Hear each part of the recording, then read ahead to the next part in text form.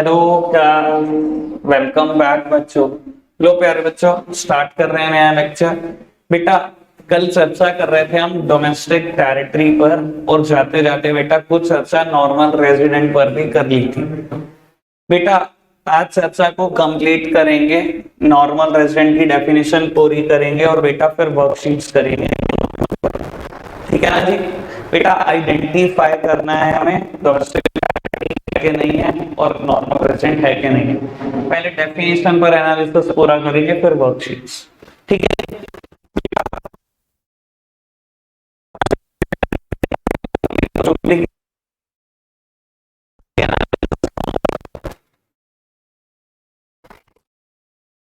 नहीं, वो तो नहीं है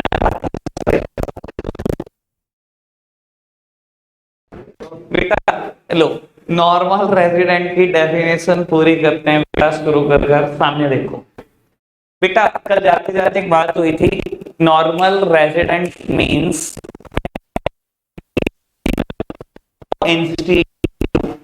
ordinarily resides in a country and whose center of economic interest also lies in that country। बेटा, मैंने आपको कहा भी था एनालिसिस थोड़ा आराम से समझना। ज्यादातर लोग यही समझते हैं कि नॉर्मल कोई इंडिविजुअल हो सकता है, कोई जीता जागता इंसान।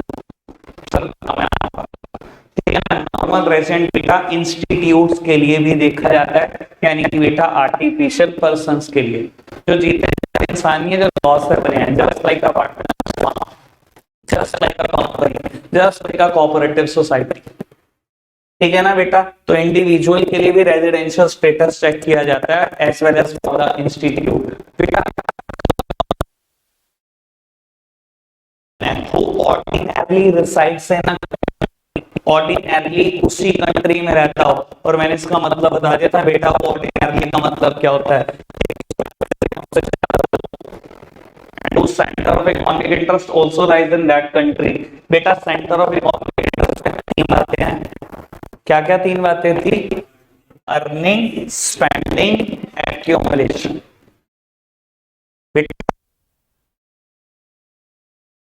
उसी कंट्री में जोड़ोगे तो बेटा माना जाएगा कि आपका सेंटर ऑफ इकोनॉमिक इंटरेस्ट वही कंट्री है।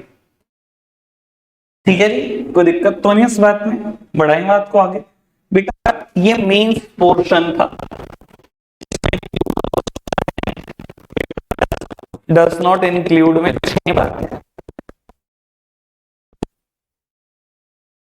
ठीक है जी। बेटा, ये छह बातें हैं क्या? बेटा, सबसे पहली बात है फॉरेन टूरिस्ट और विजिटर हु विजिट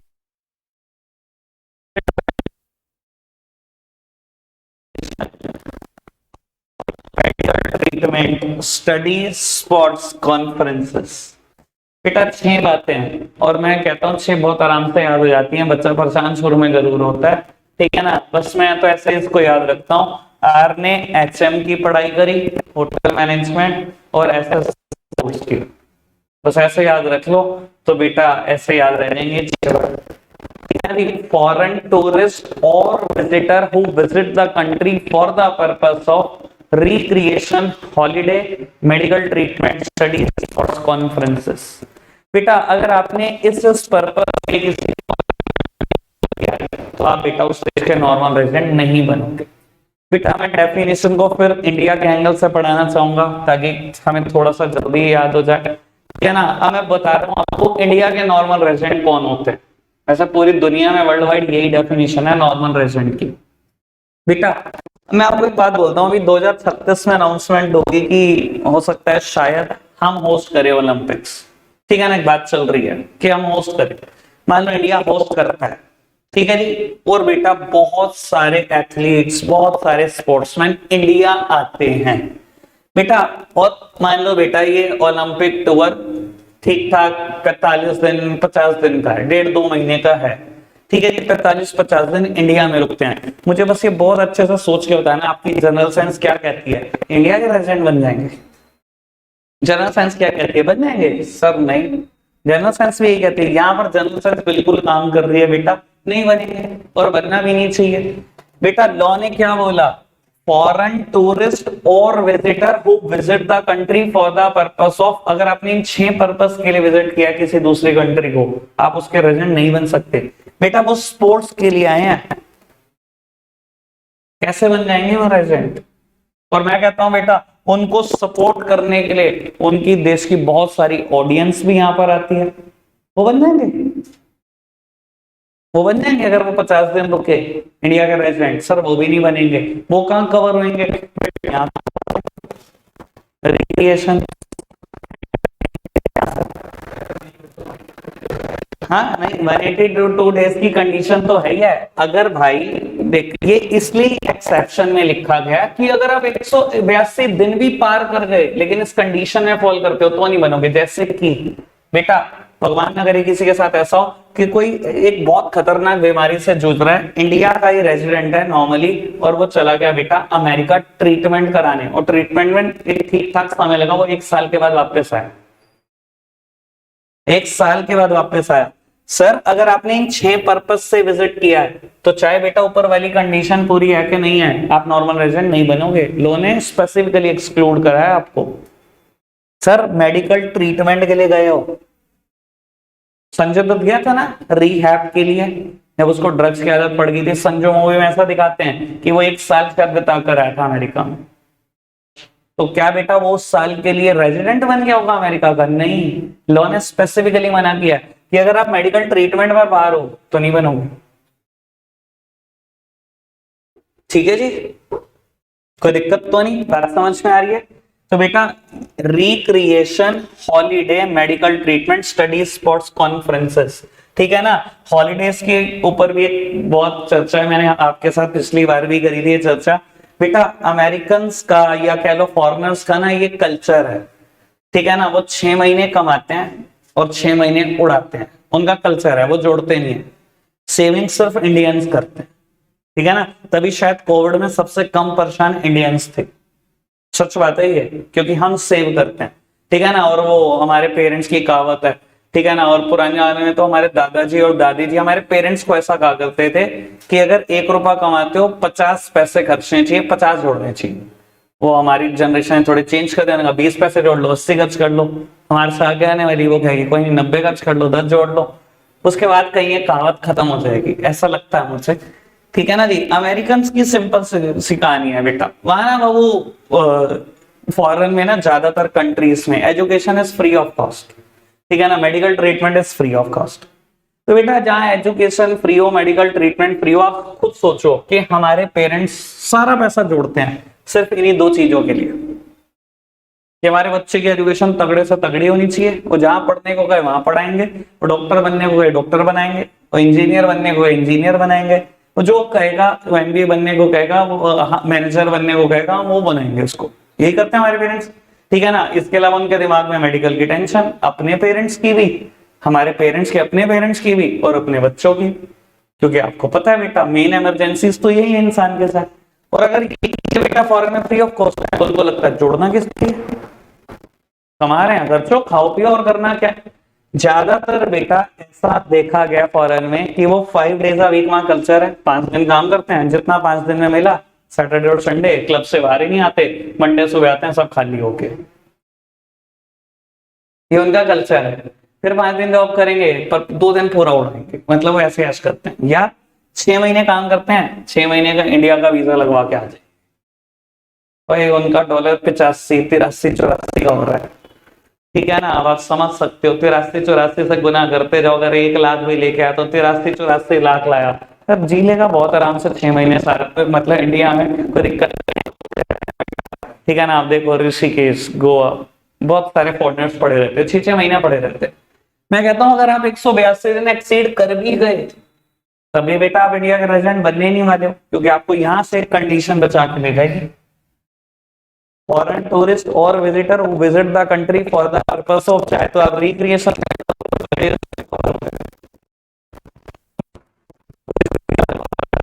जा रहे हैं, बैठते रहो, 6 महीने का वीजा वैसे ही मिल जाते हैं इनको बहुत ईजिली। समझ में आती है बेटा बात, कोई दिक्कत तो नहीं, बढ़ जाए आगे। चलो जी, मेरा ख्याल मेरा एनालिसिस फर्स्ट पॉइंट पे जितना करना चाहिए था उससे भी ज्यादा की। बेटा सेकंड पॉइंट तगड़ा है, ये पॉइंट बहुत आराम से समझना। बेटा ये कहता है, मैं एक बार ना वैसे आपको पहले नोट से ही दिखा दूं। बेटा ये कहता है foreign staff of embassies, official diplomats and member of armed force of a foreign located in a given country. Sir analysis तगड़ा है, आराम से सुनना। बेटा कहता है foreign staff of embassies, official diplomats and member of arm force of a country, of a foreign country होगा ये, located in a given country. ठीक है जी। अब बेटा आराम से सुनना, मैं क्या कर रहा हूं बेटा, बीच के ना बहुत सारे वर्ड एक बार मैं गायब कर रहा हूं। बेटा यहाँ पर देखो फॉरेन स्टाफ ऑफ एम्बेसी के बाद कॉमा है, diplomats and member of armed force of a foreign country, ये एक स्टेटमेंट, उसके बाद कॉमा है बेटा, located in a given country. बेटा member foreign staff of embassy located in a given country में एनालिसिस, बाकी बचे हुए दोनों पे भी मेरा सेम ही एनालिसिस होगा। तीन बातें हैं, तीनों पे सेम ही एनालिसिस है। ठीक है, तो बेटा मेरे को लगता है सबसे बेटर इसी पे एनालिसिस करना चाहिए, staff of embassy located in a given country. फिर मैं दूसरा उठाऊंगा उस पे एनालिसिस कर दूंगा, फिर तीसरा उठाएंगे उस पे एनालिसिस कर दूंगा। ठीक है जी, लो उत्तर सामने देखना प्लीज। बेटा कहते हैं foreign staff of embassy located in a given country, और बेटा गिवन कंट्री मेरे लिए एक ही कहानी है बेटा, ठीक है ना। बस मैं कुछ टाइम बाद हिंदुस्तान लिखना चाहता हूँ यहाँ पर, मतलब भारत, ठीक है ना, इंडिया छोड़ दो, मैं किस दिन लिखना। ओ located in a given country, अभी हमारे लिए बेटा इंडिया क्या कहता है, फॉरेन स्टाफ ऑफ एम्बेसी। बेटा पहले इसमें एक एम्बेसी डाल दो, ठीक है, मैंने एम्बेसी डाल दी इंडिया में, इंडिया की एम्बेसी तो नहीं होगी, ऑब्वियस सी बात है, तो बेटा ऑस्ट्रेलियन एम्बेसी इन इंडिया। और अब मैं डाल रहा हूं फॉरेन स्टाफ, जैसा कि इसने कहा था बेटा ऑस्ट्रेलियन। सर मैं एग्जांपल पे आ गया, इसने बोला था foreign staff of embassy located in a given country, और कहां लिखा था डज नॉट इंक्लूड में, कि नॉर्मल रेजिडेंट नहीं बना देना, ये बोला था ना इसमें। तो बेटा मैंने located in a given country, given country जिससे हमें ज्यादा जल्दी समझ में आएगा, मान ली मैंने लिया, इसमें एक एम्बेसी डाल दी और उसमें फॉरेन स्टाफ डाल दिया। ठीक है जी बाबू, कहता है ये ऑस्ट्रेलियन कभी भी इंडिया का रेजिडेंट नहीं बनेगा, पर बनना भी नहीं चाहिए, बड़ी सिंपल सी बात है, मेरा लॉजिक भी यही कहता है, आपकी शायद जनरल साइंस भी ये कहती हो। बेटा ऑस्ट्रेलियन एम्बेसी है इंडिया में, नई दिल्ली में है कहीं पर, ठीक है, सारा स्टाफ ऑस्ट्रेलियन रखा है, सारा का ऑब्वियस सी बात है बेटा, कंट्री अपनी कंट्री के लोगों को ज्यादा प्रायोरिटी देती है, क्योंकि वही पूरी कोशिश करेगा कि इंडियन गवर्नमेंट के साथ रिलेशन को स्ट्रेंथन करे, वो पूरी कोशिश करेगा, पूरी जान लगाएगा, ठीक है ना। इन्होंने बेटा सारा ऑस्ट्रेलियन स्टाफ रखा हुआ है। मेरे से मतलब मेरी को एक लॉजिक पे बात सोचने की कोशिश करो, अगर ऑस्ट्रेलियन एम्बेसी इंडिया में है, क्या ये बेटा डोमेस्टिक टेरिटरी ऑफ इंडिया बनी थी कब? ऑस्ट्रेलियन एम्बेसी इन इंडिया, ये कभी बेटा डोमेस्टिक टेरिटरी बनी थी इंडिया की? नहीं, ये कहां की टेरिटरी, कहां का पार्ट माना गया होगा? ऑस्ट्रेलिया का। अगर एक आदमी दिन रात उसी में काम कर रहा है, तो आपको लगता है बेटा वो कभी आदमी इंडियन हो सकते? मना कर दिया, डज नॉट इंक्लूड पोर्शन में लिखा है कि इंडिया का नॉर्मल रेजिडेंट नहीं बनेगा। समझ में आई बात? फिर दूसरी बात लिखी थी official diplomats located in a given country. बेटा located in a given country में फिर वो इंडिया, मैं कहता हूँ कोई ऑफिशियल डिप्लोमेट आया बेटा इंडिया में, कुछ भी बेटा, हमने 15 अगस्त के दिन, 26 जनवरी के दिन बेटा बहुत सारे डिप्लोमेट्स को इनवाइट कर दिया, सर वो आए इंडिया, सर वो इंडियन रेजिडेंट बन जाएंगे? क्या कहता है दिमाग, बन जाएंगे? सर सवाल ही पैदा नहीं होता। तीसरी बात बेटा मैं कहता हूं इंडिया में किसने लगाई बेटा, कोई भी कंट्री समझ लो बेटा, लेट सपोज की बात कर लो यूएसए, इन्होंने एक मिलिट्री एस्टेब्लिशमेंट लगाई, एक मिलिट्री बेस बनाया, और इंडिया के साथ मिलकर दोनों आर्मी प्रैक्टिस करने वाली है 1.5-2 महीने तक, ठीक है बाबू। इसमें काम करने वाला कौन होगा? अगर ये यूएसए की मिलिट्री एस्टेब्लिशमेंट है तो यूएसए की आर्मी काम करेगी, मेंबर ऑफ आर्म्ड फोर्स किसके होंगे बेटा? यूएसए के होंगे। मैं कहता हूं अगर ये एस्टेब्लिशमेंट यूएसए की इंडिया में है, कल की बात याद करो, डोमेस्टिक टेरिटरी की डेफिनेशन में बेटा तीसरा पॉइंट था इंक्लूड पोर्शन में, embassies, consulates and military establishment of a country located abroad. कुछ याद आई बात? बेटा अगर मिलिट्री एस्टेब्लिशमेंट यूएसए का है, दुनिया के चाहे किसी कोने में क्यों ना है बेटा, ये किसकी टेरिटरी का पार्ट माना जाएगा? यूएसए की, ऑब्वियसली बात है। तो बेटा अगर इसमें कोई यूएसए के रेजिडेंट, यूएसए की आर्म्ड फोर्स के मेंबर काम कर रहे हैं, आपको क्या लगता है वो कभी बन सकते हैं? तो सब तीन बातें थी। Foreign staff of embassy located in a given country, official diplomats located in a given country, और अगेन तीसरी बात थी member of armed force of a country located in a given country.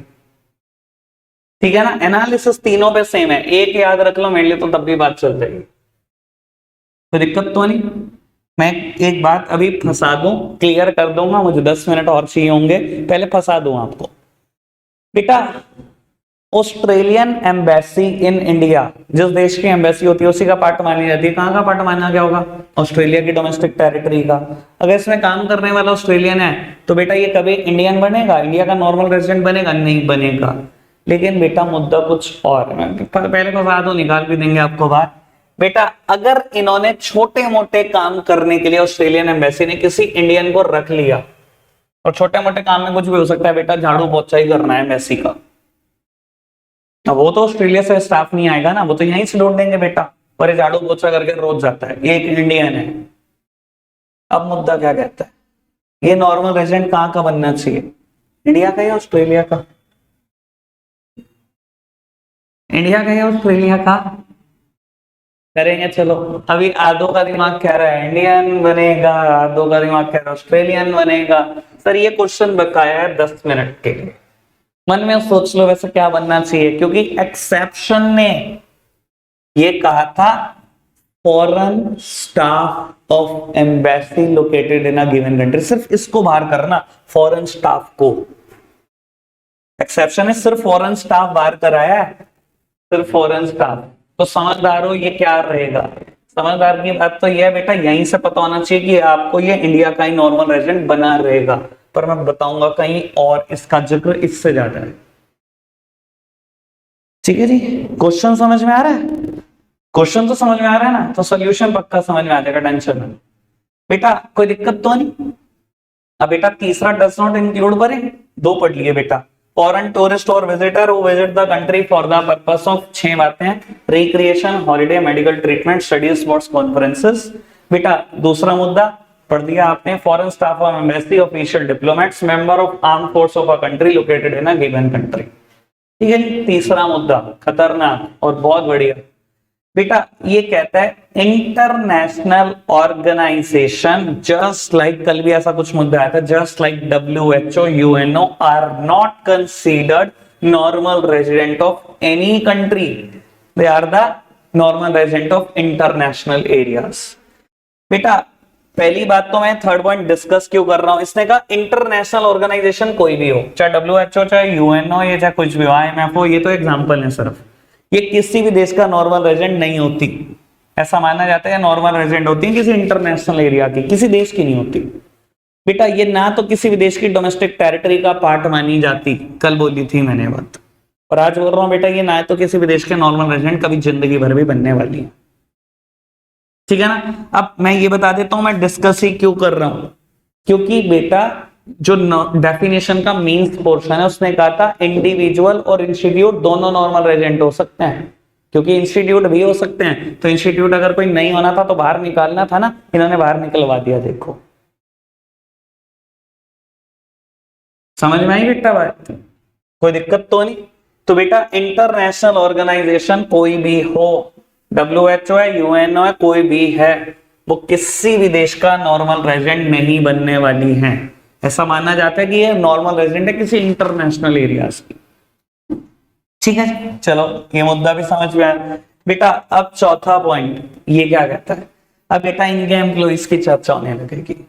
Employees of international organisation are considered to be the normal resident of the country to which they belong, not where such international organization is situated।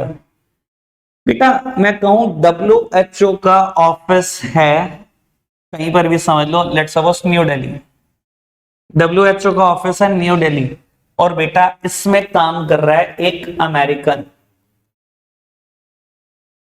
इसमें नौकरी कर रहा है एक American. क्या बोल रहा था मैं भी, पहले सुन लो पॉइंट नंबर 4। बेटा, employees of international organization are considered to be the resident of the country to which they belong, not where such international organization is situated। बेटा ये किस देश का रेजिडेंट बनेगा? जिस देश को ये बिलोंग करता है। चाहे नई दिल्ली में काम कर रहा है WHO के ऑफिस में दिन रात, किस देश का रेजिडेंट बनेगा बेटा?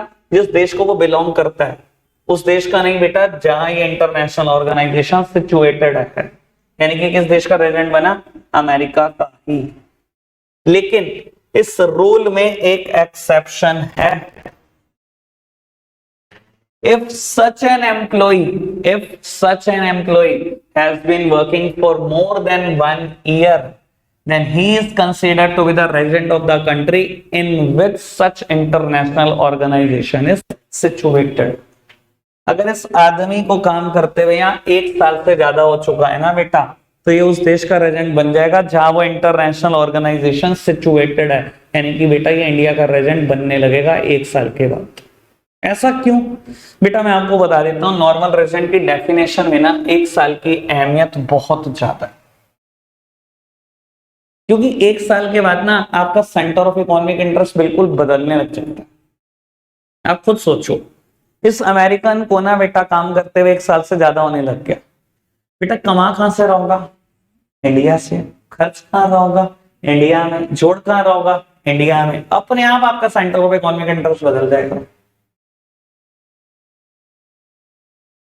ठीक है ना? नॉर्मल रेजिडेंट की डेफिनेशन में 1 साल की अहमियत बहुत ज्यादा है। क्लियर है बेटा बात? चलो जी बेटा, अभी एक काम करता हूं, आराम से आपको रीड करा देता हूं ये बातें बेटा जो मैंने पढ़ाई हैं। पॉइंट नंबर 3 और 4 एक बार पढ़ लो, जल्दी ना कर, क्योंकि मेरा तो आराम से टॉपिक खत्म हो रहा है आज। ठीक है जी, 3 और 4 देखना एक बार बेटा। डज नॉट इंक्लूड पोर्शन का 2 पॉइंट रहते हैं, 5th और 6 चर्चा करते हैं। पहले 5th पे बेटा 5th पॉइंट लिखता है, crew member of a foreign vessel, commercial traveller and seasonal worker provided their stay is less than 1 year. मैं भी बोल के हटा हूं बेटा, 1 साल की अहमियत बहुत ज्यादा है, फिर 1 साल की बात दोबारा आती है यहाँ पर।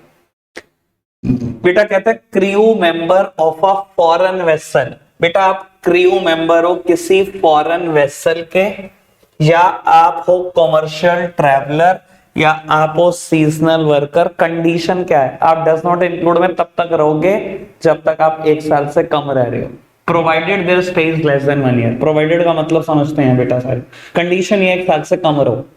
लेकिन बेटा पहले मैं नॉर्मल सेंस की बात करता हूं, क्या आपका 1 साल रुकना बनता है? सर रुकना ही नहीं बनता। एक बात बताओ, एक फॉरेन वेसल आया किसी भी पोर्ट पे, गुजरात पोर्ट पे रुका, क्रू मेंबर है, साथ में बहुत सारे मैकेनिक्स है, कैप्टन है, सर कितने दिन रुक जाएगा एक वेसल? 5 दिन, 7 दिन, 10 दिन, चला ही जाना उसने। 1 साल रुकना बनता है? 1 साल कितना बड़ा टाइम पीरियड होता है, नहीं रुकना बनता है ना। पक्की बात है ना, 1 साल में तो चले जाओगे ना, तो आप बेटा कभी इंडिया के रेजिडेंट भी नहीं बनोगे। कोई कॉमर्शियल ट्रैवलर आया इंडिया में, कोई कॉमर्शियल अपॉर्चुनिटीज ढूंढने, रॉ मटेरियल देखने, टेक्नोलॉजी देखने, कुछ भी बेटा, फिनिश गुड्स के लिए मार्केट देखने, कॉमर्शियल पर्पस के लिए ट्रैवलिंग करे, सर कितने दिन रुक जाओगे भाई? 2 महीना, 4 महीना, 6 महीना बहुत होता है। अगर 1 साल से कम रुकोगे तो इंडिया के रेजिडेंट नहीं बनोगे। कंडीशन ये। सीजनल वर्कर आए बेटा, एक सीजन के टाइम पर आते हैं, जैसे नेपाल से कुछ लोग आते हैं, अगर वहां मार्केट स्लम पर है, दिवाली के आसपास बहुत सारा काम करते हैं फैक्ट्रीज में, कुछ कमाते हैं और चले जाते हैं। सर कितना टाइम रुक जाओगे? एक सीजन कितना को बड़ा होता है? सर अगर आपका स्टे 1 साल से कम है तो आप रेजिडेंट नहीं हो इंडिया के। लेकिन अगर आपने ये 1 साल वाली कंडीशन तोड़ी तो इसका मतलब आपने इंडिया में सच में कोई काम धंधा ढूंढ लिया। जब आप 1 साल से ज्यादा रह रहे हो तो इंडिया से आपने कोई ना कोई काम धंधा ढूंढ लिया है, फिर आप बेटा इंडियन हो, क्योंकि आपका centre of economic interest 100% India ही निकल रहा होगा। समझ में आती है बेटा बात? पक्का से क्लियर बात? बढ़ाएं बात को आगे बेटा। 6th पॉइंट सबसे काम का पॉइंट, 2nd और 6th पॉइंट बहुत काम के, यहां से क्वेश्चन एक्सपेक्ट करना। कहता है border worker who live near international border crosses the border on regular basis to work in other country, they become the normal resident of a country in which they live, not where they work from. बेटा कोई border worker है, border के आसपास रहते हैं, कहता है crosses the border on regular basis to work in other country, रहता किसी और कंट्री में, रोज बॉर्डर क्रॉस करता है, दूसरी कंट्री में काम करता है। कहता है आप किस देश के रेजिडेंट बनोगे? जहां पर रहते हो उस देश के, नहीं जहां काम करते हो। बेटा पहली बात, इस पॉइंट को कवर क्यों किया गया? बेटा यूरोपियन कंट्रीज के लिए। बेटा यूरोप में 27-28 कंट्री एक दूसरे से बिल्कुल जुड़ी हुई हैं, लैंड रूट से मिलती हैं, क्लियर डिमार्केशन भी नहीं है कि बॉर्डर बदल कब गए, और एक जैसी करेंसी डील होती है, एक जैसी मार्केट है, बिल्कुल एक पासपोर्ट में 28 कंट्री घूम कर आ सकते हो आप। ठीक है ना, ये बात मैंने आपको याद हो तो यूरोपियन यूनियन में भी की थी जब आईडी में बात बताई थी आपको, सेम बात बोल रहा हूं मैं। ठीक है ना, अब आप समझो ना बेटा, आप रह रहे हो किसी और कंट्री में, लेकिन मिला हुआ काम किसी और कंट्री में, और सिर्फ 2 किलोमीटर दूर है वो कंट्री। यूरोप में ही इंसिडेंट बहुत ज्यादा है, फ्रीक्वेंट है। तो बेटा आप किस देश के रेजिडेंट बनोगे? कहां टैक्स दोगे? जिस देश में आप रहते हो, उस देश में नहीं जहां आप काम करते हो। समझ में आया पॉइंट? पक्का से? Border worker who lives near border area crosses the border on regular basis to work in other country. You are the resident of country in which you live, not where you work from.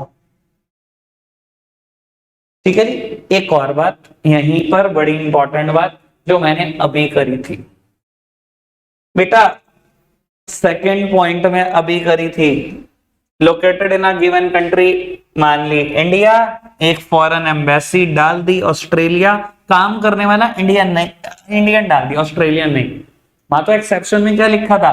Foreign staff of embassy नहीं बनेगा, Australian नहीं बनेगा। मैं Indian की बात इसी बात से समझाने जा रहा हूं आपको। इधर देखना मित्र, बेटा ये भी बॉर्डर वर्कर का ही एग्जाम्पल है, आप खुद सोचो। इधर देखना प्लीज, मेरी तरफ देखो। ऑस्ट्रेलियन एम्बेसी में काम होता है मान लो 10 से 5, ठीक है। ऑस्ट्रेलियन एम्बेसी इन इंडिया किसका पार्ट है बेटा? डोमेस्टिक टेरिटरी का, ऑस्ट्रेलिया, ठीक है। सुबह 10 बजे, ठीक है ना, और ये आपने ऑस्ट्रेलियन एम्बेसी के अंदर कदम रखा इंडियन ने, ये कहां पर आ गया माना जाएगा? ऑस्ट्रेलिया में आ गया। ऑस्ट्रेलियन एम्बेसी इन इंडिया कहां का पार्ट है? ऑस्ट्रेलिया का। 5 बजे तक ऑस्ट्रेलिया में रहता है, ठीक है ना, और 5 बजे के बाद बाहर कदम रख देता है, क्या हो गया? इंडिया।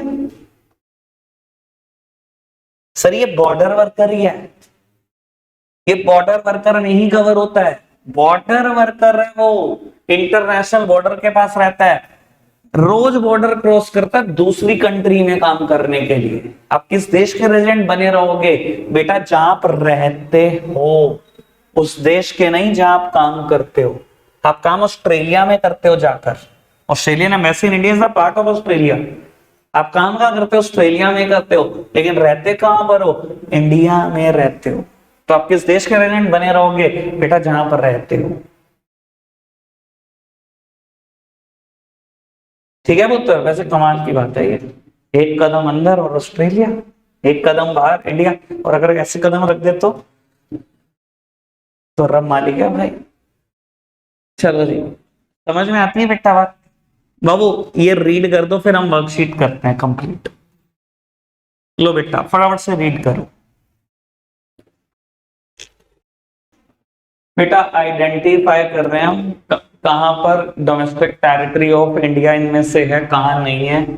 एक बात और बेटा, जब आप आंसर बताओगे, मैं एक का भी आंसर नहीं बताऊंगा, सब आपने ही बताना है, जिससे पूछा जाएगा वही बोलना। एक तो बात, दूसरी बात बेटा मेरे को ये जरूर बताना है कि अगर इंक्लूड हुआ है वो डोमेस्टिक टेरिटरी ऑफ इंडिया में, तो मींस पोर्शन से हुआ है, या इंक्लूड के फर्स्ट पॉइंट से हुआ है, या इंक्लूड के सेकंड पॉइंट से हुआ है, या इंक्लूड के थर्ड पॉइंट से हुआ है। और नहीं हुआ तो डज नॉट इंक्लूड के कौन से पॉइंट से नहीं हुआ।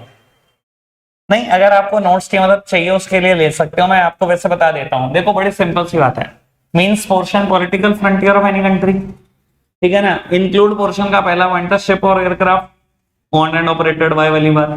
दूसरा पॉइंट था वो इंटरनेशनल वाटर में एक्सक्लूसिव राइट वाली बात। तीसरी बात इंडिया वो एम्बेसी, कॉन्सुलेट और मिलिट्री एस्टेब्लिशमेंट वाली बात। डज नॉट इंक्लूड में बेटा फॉरेन कंट्री के एम्बेसी, कॉन्सुलेट, मिलिट्री एस्टेब्लिशमेंट, और सेकंड पॉइंट था इंटरनेशनल ऑर्गेनाइजेशन का। नोट्स का सारा लेना पड़े, नोट्स का सारा अभी ले सकते हो। ठीक है जी, चलो करते हैं बात। इंडियन एम्बेसी इन ऑस्ट्रेलिया, बता श्रेष्ठ भाई, इंडिया है या नहीं है? है, कैसे, कहां से कवर हुई है?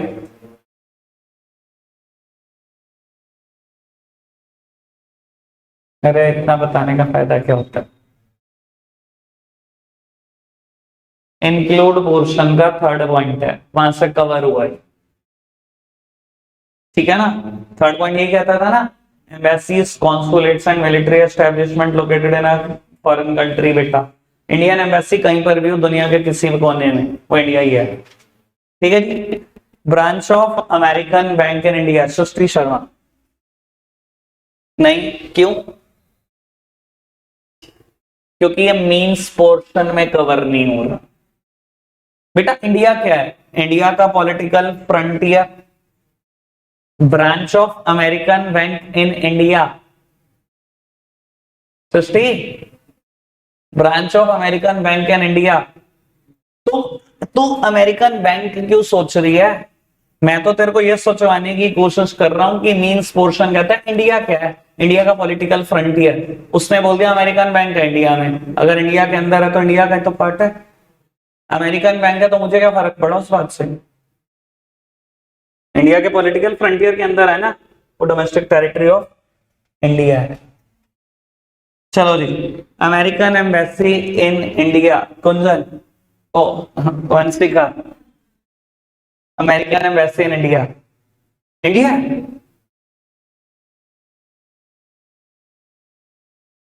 मुझे कुछ समझ नहीं आ रहा बहन, इंडिया है या नहीं है?